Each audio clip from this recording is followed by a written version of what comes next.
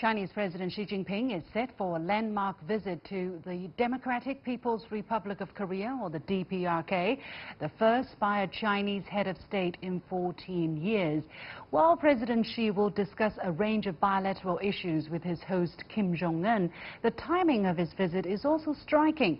It comes 1 week before a critical G20 Summit in Japan, where President Xi will meet U.S. President Donald Trump to address, quote, the fundamental issues concerning China-U.S. relations. Will President Xi use this visit to gain leverage over President Trump? And what to expect from this visit overall? Joining me for the discussion from Singapore is Professor Victor Tale, a faculty member of the Korean Studies program at the University of Hong Kong. And here in the Beijing studio, Qinduo, a senior fellow of the Pangoal Institution, a Beijing-based think tank. Gentlemen, welcome to the show. So a little bit of background to the visit. This is the first visit to the country by a top leader of the Communist Party of China, or CPC, and also by China's head of state in 14 years. This is also going to be the first visit by Xi Jinping since he came into power 2012. However, although this is a lot of first for President Xi, this is actually going to be the 5th time for the two leaders to meet in less than a year, always in China. So, Victor, how do you look at the frequent interaction between the two countries recently, and the significance of President Xi's visit to the DPRK in the first for himself and the first in 14 years in the history of the two countries? Well, I think this is a big step forward for DPRK Chinese relations. First off, I think both leaders came to power sometime around 2012, 2013, and they actually did not have much interaction until like you said, until the past year. So this actually speaks a lot for the way DPRK PRC relations has been going forward. It also speaks to how both countries are now viewing not only bilateral issues, but also trilateral and multilateral issues, the big picture, so to speak, particularly in their discussions with the United States, respectively, on the issues that they have. So going forward, you can see how Chinese-North Korean relations would come together pretty much on a multi-front, developing in a multi-front and comprehensive manner. Now, according to the briefing by the Minister of the International Department of the Central Committee of the CPC, Sung Tao, during their meeting, the two leaders will review the development of bilateral ties in the past 70 years, have an in-depth exchange of views on the bilateral relations in the new era, further exchange views on the Korean Peninsula situation, and brief each other on their own country's development. So, Qinduo, how do you look at the selection of topics in front of the two leaders, and especially to have an in-depth exchange of views on bilateral relations in the new era? What does that mean? Well, the new era could mean for North Korea, they have a fundamental shift in terms of their priority of strategic development. In the past, it's about the dual priority, I would say, the nuclear development and economic growth. And now, since last year, they have shifted to the only priority, that is the economic development. So they are trying to solve the problem of the nuclear problem with the United States and other countries in the region, and then they can focus entirely their attention on the economic development. In that respect, China can play a unique role and a very significant role in helping this country in terms of investment, in terms of trade, in terms of openness and reforms. So in that sense, the two countries will continue with further strengthening their relationship, the traditional strong relationship here.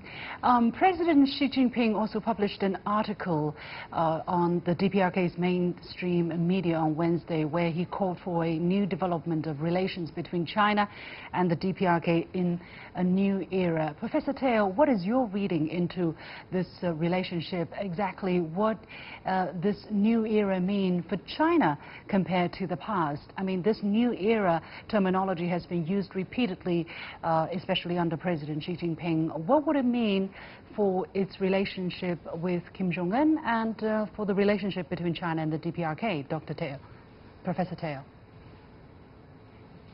Well, I have always felt that the Chinese have viewed DPRK Chinese relations as being somewhat, if you forgive me for saying so, peripheral to the rest of Chinese relations with other countries. But I think it's come to a point where the Chinese realize how important DPRK relations can be on its own, and in particular, it's an issue area which the other great powers, particularly the United States, take great interest in. Going forward, I think the Chinese are interested in, that's my own reading, the Chinese are interested in shifting this set of relations from a more ideological-based relationship that is kind of what you had in the past, towards a more pragmatic, economic-based, interest-based relationship. And I think the Chinese government is also interested in developing a more proactive approach in Korean Peninsula issues. That's my own reading. So this is the new era that I'm thinking. Yeah. In the past, the DPRK has always been trying to negotiate with the United States on her own, even though it has consulted China often and before talking to the U.S. But I think I just have a sense that the Chinese now wants a bigger role in the denuclearization issue. Qinduo, what is your take on the same question? Well, remember for China, there's a policy in terms of its neighbors in this region. In particular, you may call it like a prosper your neighbor, the policy here. And if you look at the relationship with the other countries, mostly based on economic interests over there. And in that sense, North Korea has, stood out, stand out from the rest of the countries in this region. So as North Korea is shifting its focus, say strategy, I think China is all behind North Korea. China has its, the full support for North Korea. Remember, China and North Korea also want to reaffirm that there's, the goal will remain unchanged. That is a nuclear-free Korean Peninsula. Based on that goal, and then we can focus on the economic growth, economic development.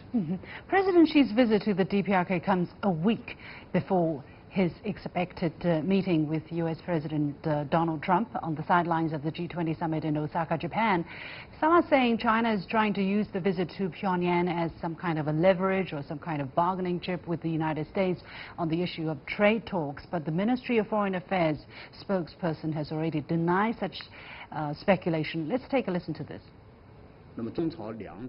Leaders of both parties and countries have kept close communication. Developing a China-DPRK relationship in the new era is our firm direction and goal, which is quite essential. I'm sure you will fully grasp the important significance of this visit itself. It is unnecessary to read too much into it.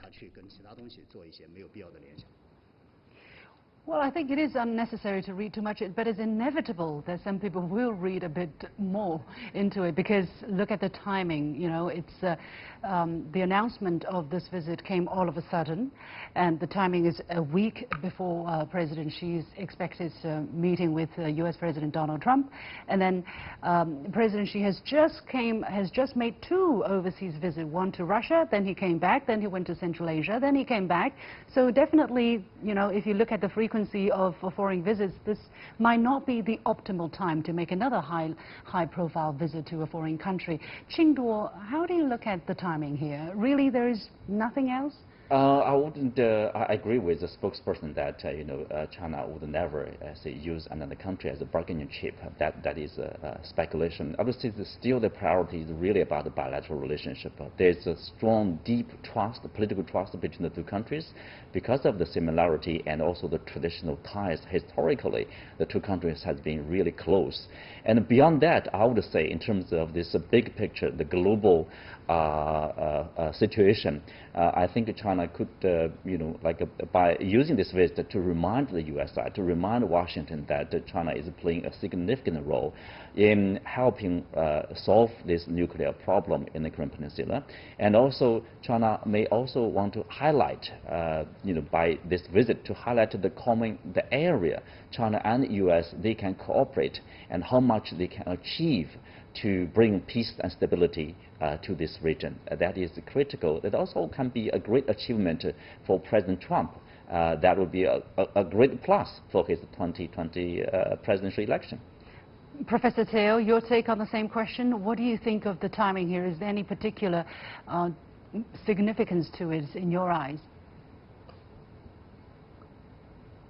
Well, if President Trump can pay a high-level visit to Japan recently, I'm sure President Xi pay a visit to North Korea. So I wouldn't read too much into the timing of the visit, since both presidents have made high-profile visits.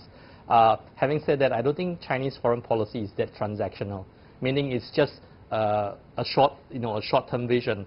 I think the Chinese have always been very positive, playing a very positive role on the Korean Peninsula, and they have always been very supportive of the North Koreans. That's how I feel and how I see the picture. So I think it's natural for President Xi to try and give a return visit, show some support to North Korea, and at the same time enhance the relationship at all levels with the North Koreans. And just because this takes place prior to the G20 Summit, it's a bonus, but I wouldn't read too much into it being a transactional thing with the Americans. Well, on the Korean Peninsula situation, denuclearization dialogue between Washington and Pyongyang actually ran into a deadlock after a fruitless Hanoi meeting between President Trump and Chairman Kim in February. But last week, President Trump said he received a beautiful letter from Kim Jong-un. And some analysts are saying if China can bring the DPRK and the U.S. back to the negotiating table, it will be a beautiful present to President Trump when he meets President Xi in Osaka. Qinduo, how do you view the likelihood of such a possibility? Do you think there is enough time really for President Xi to bring such a high-profile outcome out of his visit to the DPRK? Yeah, let me elaborate a little bit on China's North Korean policy. Obviously, China has been playing a very positive role in encouraging North Korea to take the step to start a dialogue with the U.S. directly, and to support North Korea to give up nuclear development and focus on the livelihood, the economic story of this country. So China's support is crucial. For example, there is UN sanctions on North Korea. North Korea, 90% of North Korea's foreign trade is with China. Without China here, any sanctions wouldn't be having any effects. So I would say China plays a crucial role, a unique role in helping bring a nuclear-free situation to the region. So I think China would be welcoming a third summit between Trump and Kim, if possible. So obviously a positive role. We don't know to what a degree. But that maybe will not a become gift. Reality. Maybe not just doing it for a gift for the U.S. president. No. Anyway, people are very imaginative. Many thanks to my two guests, Professor Victor Teo of the University of Hong Kong and Qinduo from the Pangoal Institution.